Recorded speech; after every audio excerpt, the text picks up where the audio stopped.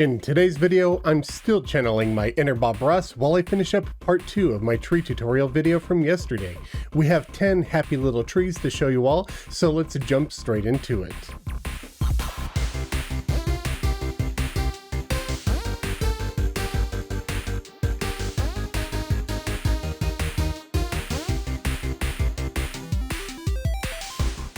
Greetings friends, Khaios here. Welcome to part 2 of my tree tutorial video, which was the result of me realizing my original video was going to be over an hour long, and I felt it better fit into a two-parter. In yesterday's video, I covered several pine trees, an oak, fruit trees, and a weeping willow, and today I'll be doing 10 more designs for you to use in your worlds. If you missed the previous video and you'd like a guide on how to build those trees, I'll leave a link in the description, but you could also find it in my build tip playlist. And before we continue with the part 2 of this video, be sure to double check that you're still subscribed so you can keep up to date with my Terraria build content. A huge thank you to you all for helping tell the AI overlord that I'm doing a good job.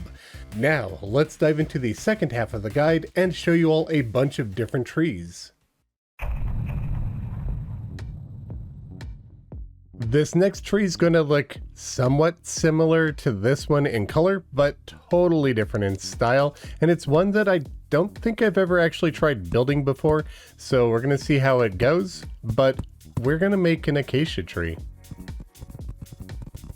So for this, I want to have long branches that just jut out, and there aren't a whole lot of leaves on this relatively thin tree. So maybe like this tall. Actually, this probably will run most of the length of the tree. And then we could have another branch shoot off to the side over here. We just kind of want these like long arms snaking out from the relatively tall, kind of centralized bit of the tree. And then as we go work our way up, we could have other branches shooting out from the sides of it.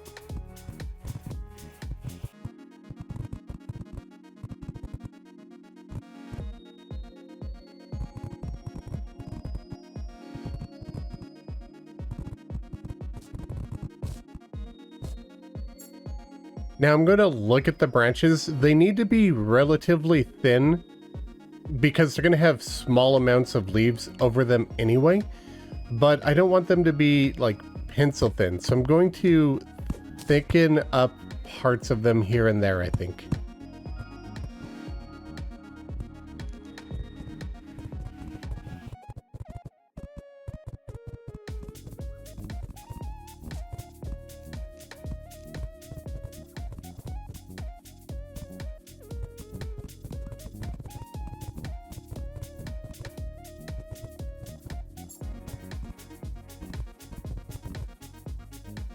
Yeah, I think that's pretty good. Now let's work on the leaves. So I want these to look like living mahogany, but I don't want to use living mahogany because I don't want any of the vines. So what I'm going to use is the leaf, the living leaf from the leaf wand, and we're just going to paint it lime. And once again, we're just going to start by placing caps along all of the branches. You don't have to do it this way. This is just the way that I like to do it. I don't know, it's a me thing. You work with whatever flow works best with you. Now, then instead of connecting all of these points, I'm not going to have one that goes up here because this is not a round tree. An acacia is going to be kind of like an umbrella shape. So what I think I'm going to do is make this come out fairly wide to the side and make it thinner on top. Yeah. So something like this, really thin, maybe a little bit more right here where the branch connects. Then I'll do the same thing with this one.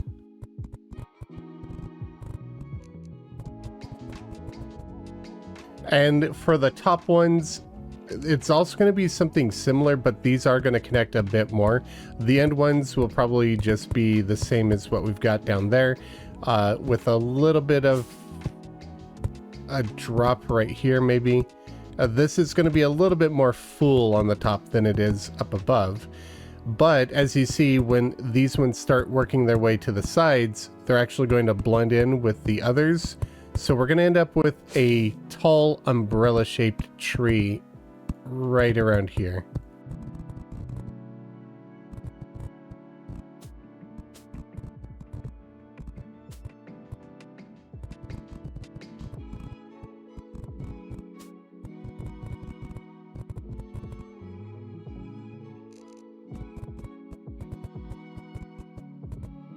Just because I want things relatively flat, I think I'm only going to use a half hammer on the very top rather than doing any slopes. I think a half might just look a little bit better. But obviously we can't do that on the bottoms because we don't have a means of hammering the bottom of a block to a half. Now there are a lot less dark spots in this tree, so instead of breaking blocks with my pickaxe, I'm just going to punch in some holes with my hammer. They'll be a lot thinner. Then with some lime paint and a living leaf, we'll just fill this in a little bit more. I want to try and avoid making this look too full, but I could also use some of the background walls to help carry that flat pattern over it. Just need to make sure that I don't put too many of them. I feel like most of the background canopy should be on the bottom side like this. I think that helps give it a more umbrella feel. Now we could take some brown paint, some feywood, bone, and living mahogany, and we'll just make this tree look a bit more rough, kind of like that weeping willow.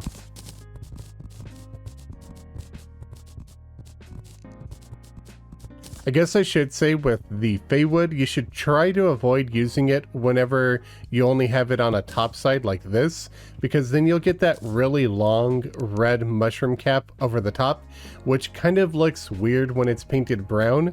It's better to use this for the sides only or the bottom. As long as you have something blending over the top, it's going to look a lot better in my opinion. Now we just actuate it and the acacia tree should pretty much be done. Except for right here at the very bottom, where I'll do a little bit more of what we did with the oak and the weeping willow, and just not have it blend into the ground. It looks fine when it's not actuated, but it looks horrible when it's actuated. And there we go, an acacia tree. That's not the only new tree that I haven't built before that I want to try, because we've got a couple more coming up. The next tree is going to be even more simplistic, but it's one that looks really strange, really interesting. I've never built one before, but I thought since we had this African tree, let's do another. And we're going to try making a Baobab tree. And basically this just looks like a very, very large trunk with a tiny bit of leaves at the very top. So there's not going to be a whole lot of explanation to this. It's just going to be building a very odd looking tree. Mostly we're going to be using some living wood here, and we're just going to slowly work this up towards where we want the treetop to be, which maybe should be right around here. And then for this tree, thinking it shouldn't be too, well, I mean, it should be fairly thick actually, now that I think about it. Baobab trees are really weird. They kind of look like giant roots just sticking out of the ground and poking some leaves through the very top of it. So I'm going to try and emulate that as best as I can. Maybe something like this. Then I could take the tree and work its way down, slowly getting wider as we go. It's a relatively flat tree. It's very bizarre.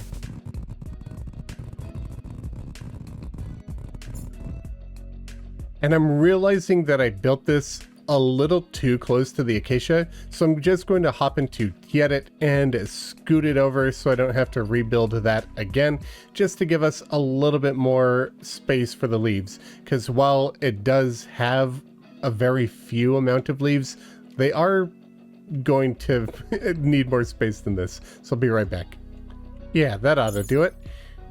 And once again, we're going to just break this up so we could have an actuated tree. This is also a tree that will look better when it's not actuated. But again, this is going to be a kind of thing where you want to be able to walk in front of the trees, unless you're building it in such a way that you don't. Maybe you want to have a tree house in the Baobab and you just leave it solid. It's entirely up to you. I will talk about other ways that we can deal with this for the next tree type, I think.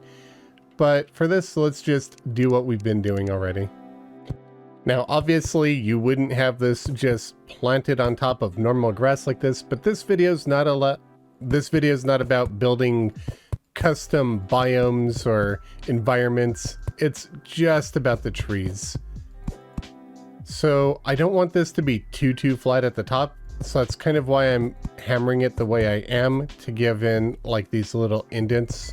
Maybe another one like that. No, I think this is better flat there. Then once again for the leaves, I'm going to go with line painted leaf wand, just because I don't want to have vines growing from this tree. This will not have anything like that at all. And this is going to be somewhat similar to the Acacia Tree in that it's going to be an umbrella, but it's going to be much smaller and not overhang the base of the tree all that much.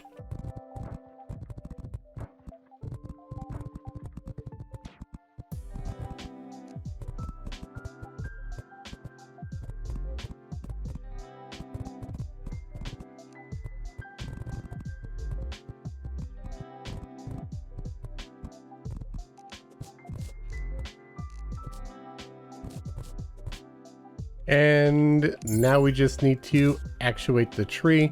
Let me get rid of some of these actuators that I have in the leaves real quick. And for this tree, I will not be swapping in more rough materials, because every picture I've seen of a baobab, it's pretty smooth on the outside. And there we go. Honestly, I think it turned out pretty good. I like it. It's fun, different, interesting. Next is a tree type that I see often in video games like Minecraft or even Valheim that I've always thought would look decent in Terraria, but I've never tried building one before now, and I think I've got a good way of pulling it off. We're going to be making a birch tree. Now, birch tree is just a white bark tree with a bunch of little black dots in it, and it's got like yellowish leaves on the top. It's relatively thin, and that bark is really difficult to pull off in Terraria. I've seen people try it before. The best looking one that I've seen so far was with spooky wood. This is not what I'm going to be doing today, but I'll just show you what this would look like and why it's so close. It's pretty good. The issue with this is it's a little bit on the dark side, which is okay, but if you actuate it, it gets even darker. It looks more gray than this. It's decent, but I think there might be something that works even better. So what I'm going to be doing today is I'm going to be taking some living wood wand, and we'll be using this for a large majority of the tree. And then I want this tree to be relatively thin.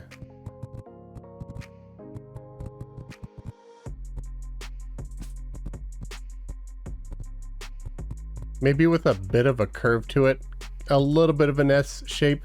Some trees have this. I'll be building a couple of others later on in the video that have more of an S, more of a prominent S shape than this one does. But I think this would be a decent tree to have one in. So maybe just something like this, and it'll look a lot better once we've sloped it.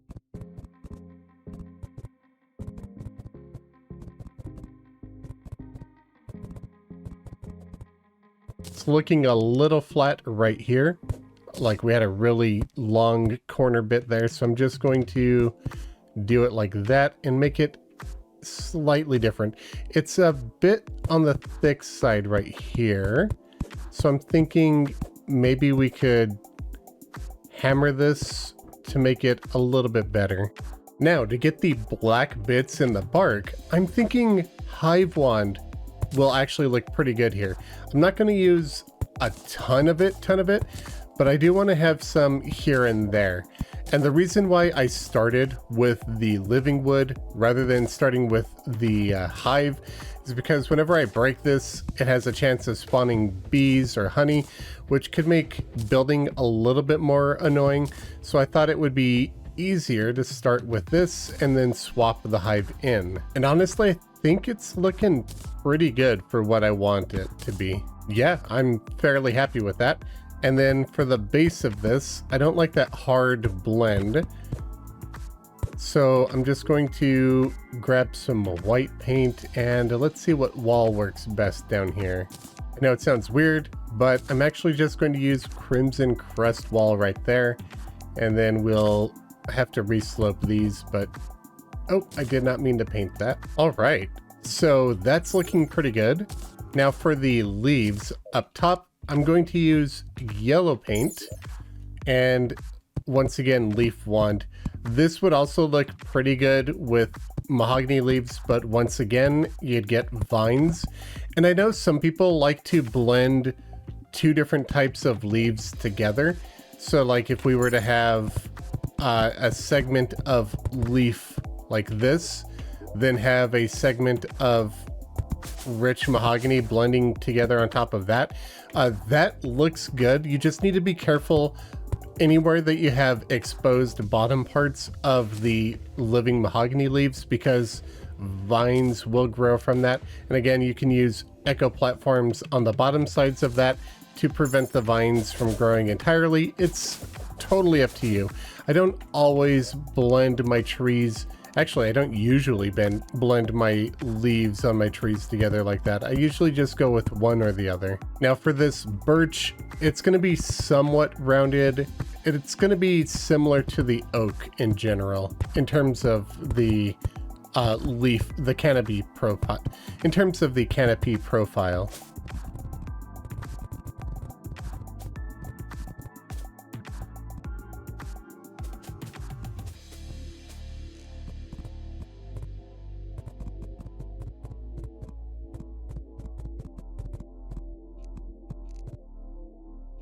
Then again, I'll have more yellow paint for the living leaf walls. And I'll probably blend in some yellow. And I'll probably blend in some brown mossy wall as well. Because this will look like a bit of branches working its way through the tree. Just want to avoid doing it in certain spots that make it dark like that.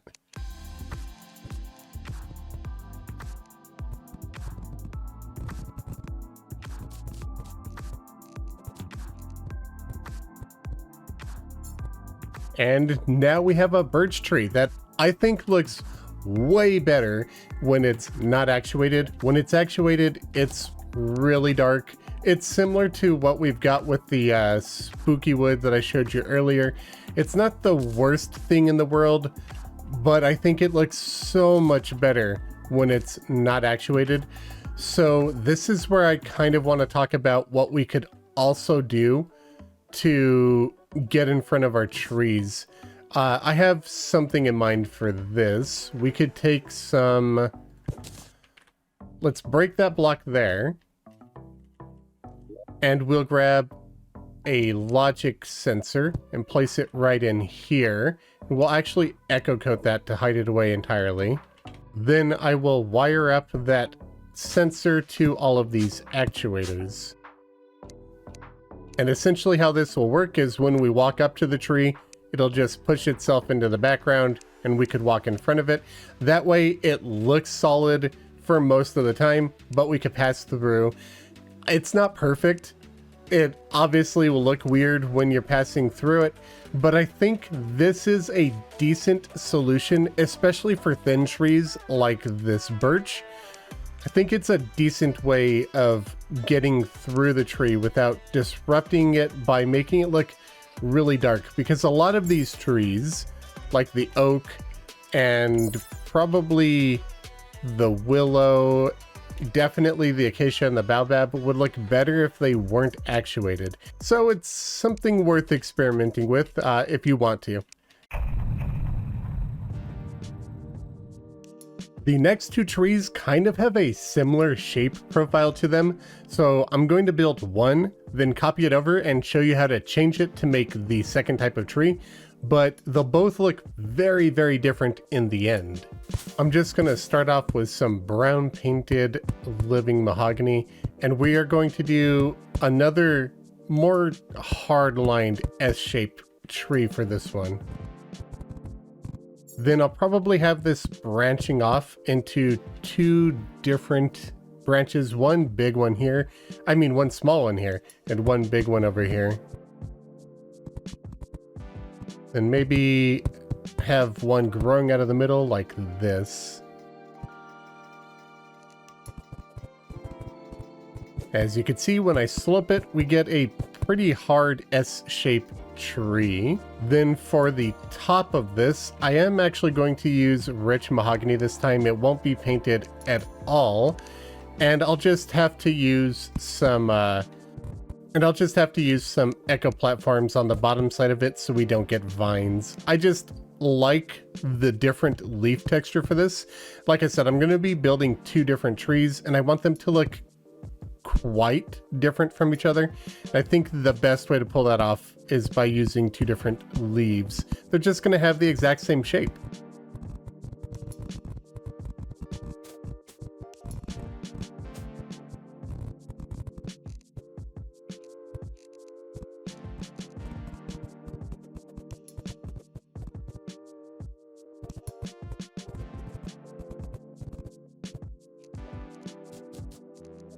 Then once again, since we are working with living mahogany, I'll use lime paint for the living leaf walls because we don't have living mahogany leaf walls for some reason, though I do think it'd be really nice if we had that in the future.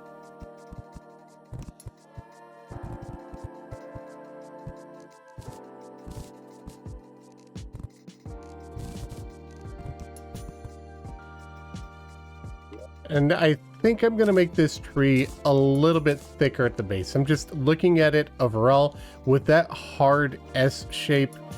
I feel like it might be better to be a little bit thicker at the bottom.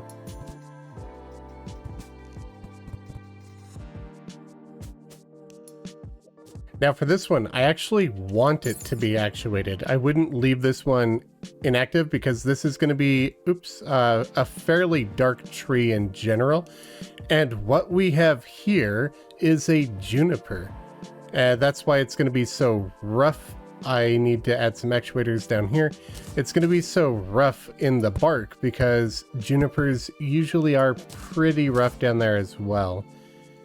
And since we used living mahogany for most of the tree, we actually don't need to worry too much about the blending down here. There's a little bit of it where the grass connects, but that's not never mind. Apparently it blends with the grass, but doesn't blend with the dirt. Well, that's a shame. I don't know why grass and dirt don't share the exact same blending rules. It's a little weird, but that's okay. We can make this work. I think for this wall, we'll use brown painted corrupt tendril because it's going to more closely match the living mahogany. The living mahogany, we don't have a wall for that either, but honestly, corrupt tendril just kind of looks like living mahogany wall to begin with, so I don't think we necessarily need it. It would be nice to have a leaf version though. And I don't like the hard edges for where all of these are blending, so I'm just going to hammer these down and we'll fill in those areas with some more walls. And now we have a juniper. Now let's copy this over and make another tree. Now this next tree type is actually kind of diverse. You can make it shaped more like this birch. You can make it shaped more like the oak tree. You can make it shaped more like this bird's nest spruce.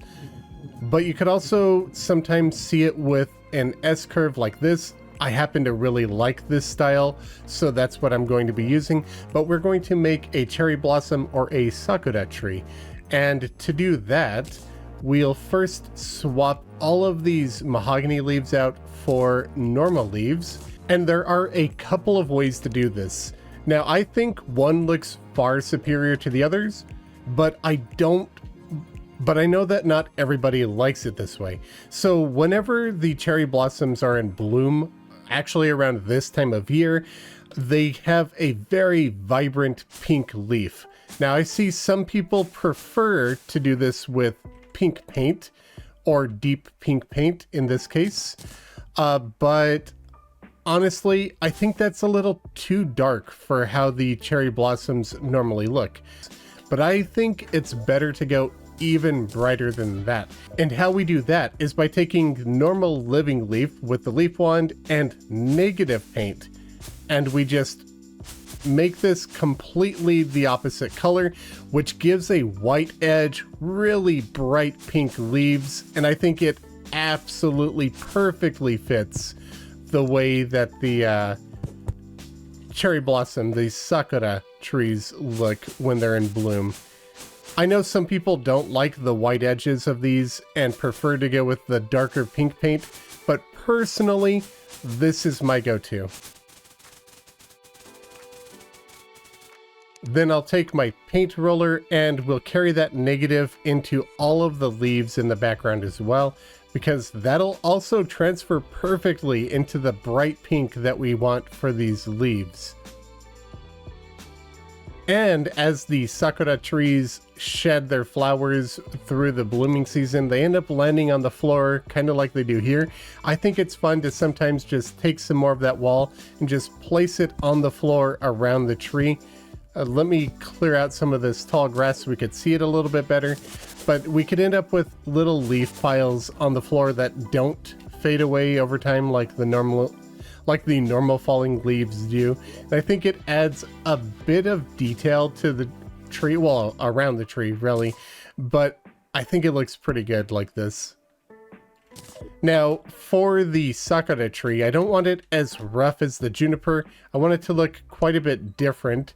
So we're going to take brown paint and we'll weave in some fey wood and some living wood, and we'll make it look not quite as rough, but I will leave some of that rich mahogany in there.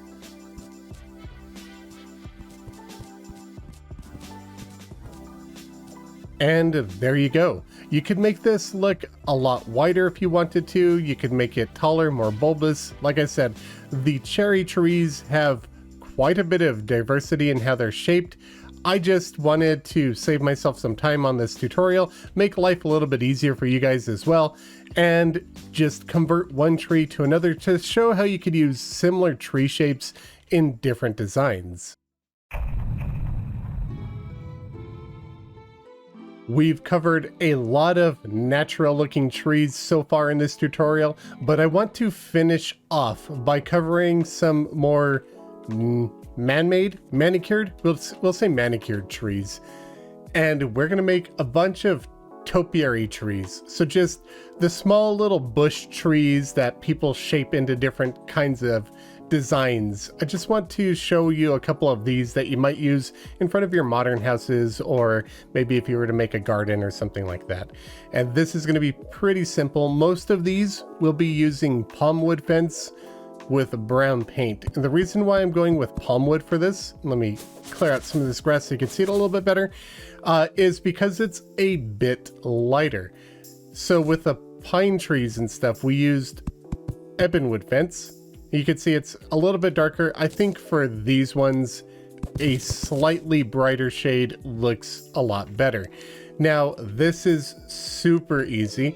All we need is living leaf wand and not paint it because we don't want our trees to look dead. And we'll just give these a shape. So for instance, maybe this one will be a bit of a rounded square shape.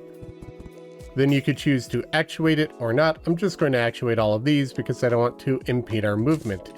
And literally that's it. But I'm going to show you a bunch of different styles that we could do with it. and how we could shape it to be more interesting. For example, we could have a thinner and taller version of the manicured tree, but we could also get a lot more intricate with the designs as well.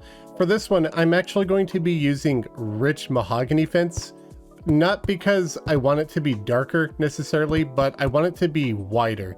And the reason for that is because I'm going to make a spiral. And the reason for that is because I'm going to be making a spiral tree that kind of works its way up this branch. So to do that, I'll just bring this out over to here. We'll have it weave around like this. Then it will duck behind the branch visually like this. Then go back in front of it over here. Then it'll go a little bit taller. It'll visually dip behind the branch again on this side, come out over here and end up over the top of it. Now when we slope this, it'll make a lot more sense.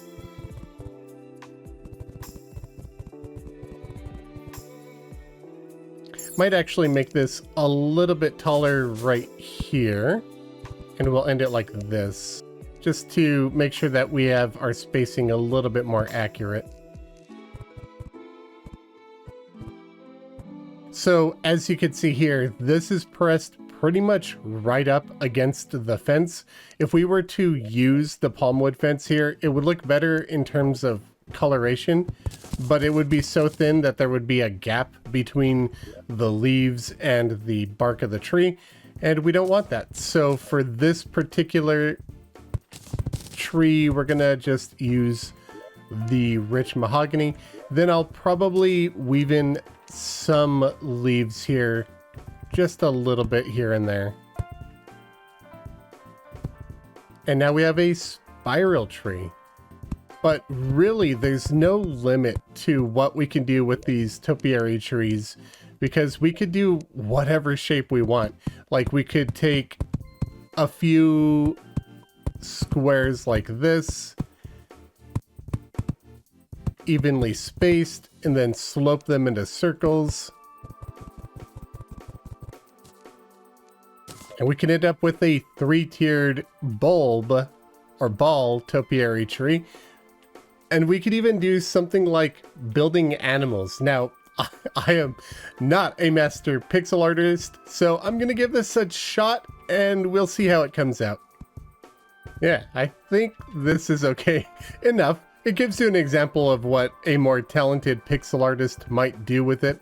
But yeah, we could even build like a little elephant here. At this point, I think I'm being a little too nitpicky with it. I just need to stop. There we go. That looks a lot better. Yeah, so we could have an elephant. You could literally do whatever you want with these topiary trees. It could be a lot of fun to play with, especially if you're decent at pixel artistry, not like me. But that's all of the trees that I wanted to cover for today's tutorial. I hope you all found it helpful. We'll be back soon with some more pylon builds to wrap that series up, but I also have some other build tips in mind. Remember, if you want to help support the channel, please consider checking out my Patreon for various different rewards. And if you want to help in a free way, be sure to double check that you're subscribed and leave a like and a comment to help with the YouTube algorithm. A special thanks to my biggest supporters for the month: Kasu, Slothazar Porb, Pombo, and Matthew Sedgwick. And be sure to check out my channel artist, MythicalWater, linked in the description below. Thank you all very much for watching. Be back soon with a new video. Happy building!